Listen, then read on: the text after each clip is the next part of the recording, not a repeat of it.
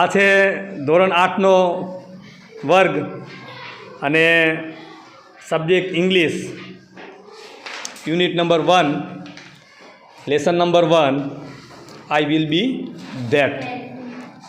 સરસ મજાની warm up activities છે. આપણે બાળકોને શૈક્ષણિક કાર્ય શરૂ કરતાં પહેલાં એક વોર્મઅપ એક્ટિવિટી કરાવીએ છીએ.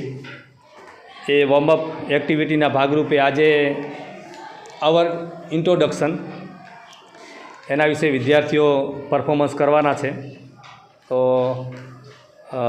સૌથી પહેલાં આપણે ભારતીબેન પરમાર, સ્ટેન્ડઅપ, તમારા વિશે જણાવો.